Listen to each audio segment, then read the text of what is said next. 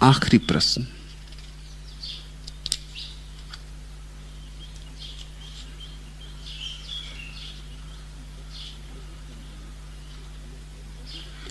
भक्त संतों ने भजन की बहुत महिमा गाई है, यह भजन क्या है?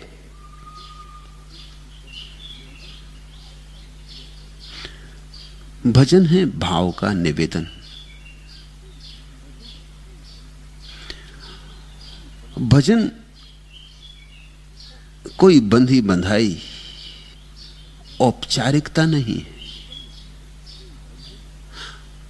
निर्बंध भाव का निवेदन है। भजन है हृदय के द्वारा उतारी गई आरती, वाह उपकरणों से नहीं, अंतर उपकरणों से। भजन है प्यास का गीत। क्या करे आदमी, विवश है, असहाय है, परमात्मा कहां है पता नहीं। भजन है कभी रोना कभी मुस्कुराना, मुस्कुराना उस सब के लिए जो उसने किया है, और रोना उसके लिए जो अभी होने को है और हुआ नहीं। धन्यवाद उसके लिए जो हुआ है, और प्रार्थना उसके लिए जो होना है। तुम जीवित हो, ये उसका प्रसाद, इसके लिए धन्यवाद। तुम अभी देह में बंधे हो, यह तुम्हारा कष्ट, इस देह से छुटकारा हो। तुम अभी भाव में बंधे हो, यह तुम्हारी पीड़ा, इसकी अर्जी कि भव सागर से मुझे पार उठा। और भक्त की यह आस्था है कि मेरे किए कुछ भी ना होगा, मेरे किए कभी कुछ नहीं हुआ, मैं हूं ही नहीं, तो तू ही करे तो कुछ हो। ज्ञानी भजन नहीं गाता, त्यागी भजन नहीं गाता, गाएगा ही नहीं, गाएगा कैसे? त्यागी तप करता है, ज्ञानी ज्ञान संजोता है, व्रती व्रत करता है। उन सब की यह मान्यता है कि हमारे किए होगा, हम करके रहेंगे। भक्त क्या तप करे, क्या जप करे? भक्त सिर्फ भजन करता। भजन मतलब स्मरण करता। वो कहता तू करेगा तो होगा, जब करेगा तब होगा, हम तब तक प्रतीक्षा करेंगे। तुमने देखा गांव में किसानों को, जब ग्रीष्म की भयंकर लू बहती और जमीन तप तप के टूटने लगती और वृक्ष सूखने लगते, तब तुमने उनकी आंखों को देखा, आकाश को निहारते, आषाढ़ कब आएगा, आषाढ़ के मेघ कब घिरेंगे। तुमने उनकी आंखों को देखा, आकाश को देखते, वह भजन है। वैसा ही भक्त आकाश की तरफ देखता है, प्रतीक्षारत, कब उसके अंतर के आकाश में आषाढ़ के मेघ घिरेंगे, कब घनश्याम का दर्शन होगा, कब वर्षा होगी। किसान भी कुछ कहता नहीं, देखता है आकाश को। कहने को है भी क्या, उसकी आंखें सब कह रही, भक्त भी कुछ कहता नहीं, कहने को है क्या? ऐसा क्या है जो परमात्मा नहीं जानता है, जो कहना पड़े? उसकी आंखें सब कह रही, उसका हृदय सब कह रहा है। लेकिन कभी कभी ये भाव गीतों में फूट भी पड़ता है, कभी कभी ये अनूठे अनूठे रंगों में व्यक्त भी होता है। कभी आंसू बन के बहता है और कभी पैरों में घूंघर बंध जाते और भक्त नाचता है, कभी वीणा को छेड़ता है।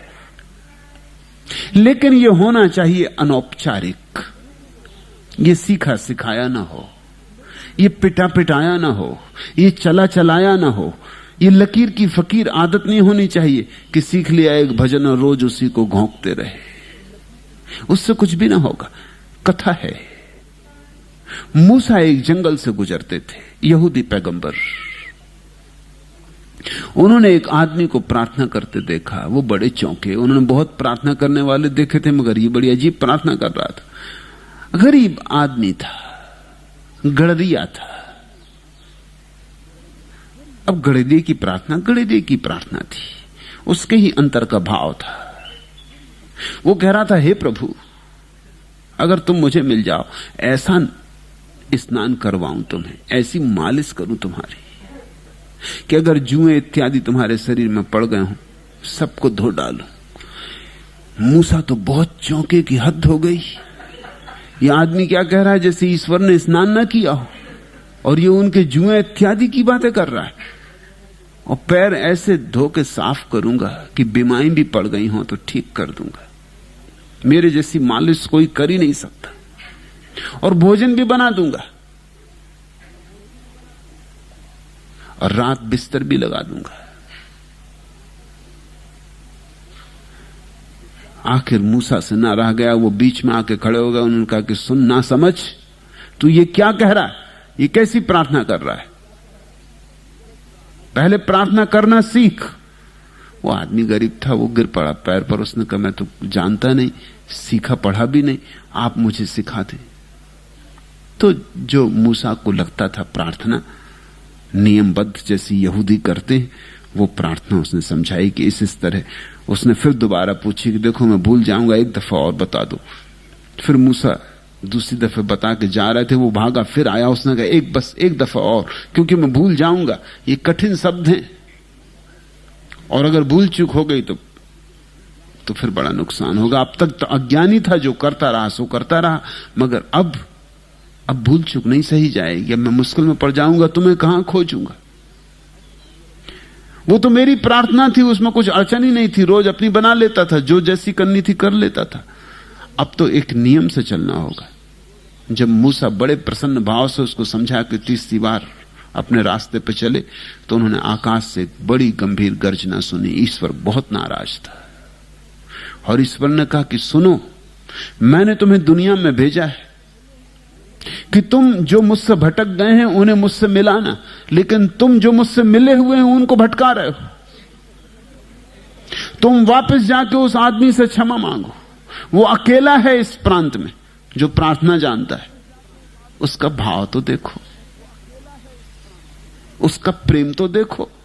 तुमने सब खराब कर दिया। तुम्हारे दो कौड़ी के शब्द अब वो दोहराता रहेगा, उधार। अब प्रार्थना कभी नहीं हो सकी। तुम जाकर उसके पैरों पर गिरो, क्षमा मांगो, और आइंदा ख्याल रखो मेरे किसी भक्त को इस तरह बर्बाद मत कर। यह कहानी बड़ी अद्भुत है। वह भजन था जो गड़रिया कर रहा था। मूसा ने उसका भजन खराब कर दिया। भजन कोई विधि नहीं है, भजन अनौपचारिक चर्चा है परमात्मा से, विराट से वार्ता है, गुफ्तगू है। और जो तुम्हारे हृदय का भाव हो वही। कभी चुप तो चुप, कभी बोलना हो तो बोलना, कभी गाना आ जाए तो गाना, कभी नाचना आ जाए तो नाचना। स्मरण करना उसका किसी बहाने सही, मगर जो भी तुम करो वो तुम्हारा हो, निजी हो, उसमें तुम्हारा हस्ताक्षर हो। फिर सभी प्रार्थनाएं जिन पर तुम्हारे हस्ताक्षर हैं पहुंच जाती, और जो उधार हैं, बासी हैं, वे यहीं भटकती रह जाती। अगर तुम्हारी प्रार्थनाएं नहीं सुनी गई हैं तो उसका कुल कारण इतना है कि तुमने प्रार्थना किसी से सीख ली है।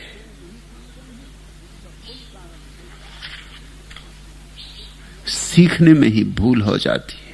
न सोचा, न समझा, न सीखा, न जाना, मुझे आ गया खुद ब खुद दिल लगाना।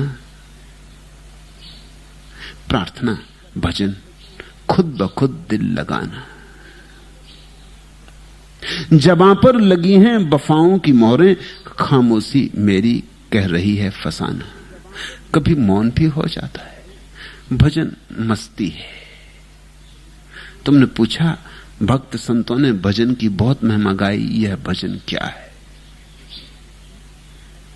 तुम शायद चाहते हो कि मैं तुम्हें एक बंधा हुआ भजन बता दूं कि यह भजन। मैं यहां तुम्हें परमात्मा से अलग करने नहीं आया हूं। मूसा की भूल मैं ना करूंगा। मैं यहां तुम्हें जोड़ने आया हूं। मैं चाहता हूं तुम जोड़ो। मैं तुम्हें स्वतंत्रता देता हूं। अपने एकांत में बैठ के जो तुम्हारी मौज में आया करना, बस उसकी याद हो किसी बहाने से ही। सब बहाने हैं और तो याद असली बात है। बुहारी लगाना और उसकी याद करना, और बुहारी लगाना भजन। भोजन बनाना और उसकी याद करना, और भोजन बनाना भजन। राह चलना और उसकी याद करना, और चलना भजन। कबीर ने कहा है, चलूं फिरूं सो परिक्रमा। वो हो गई परिक्रमा।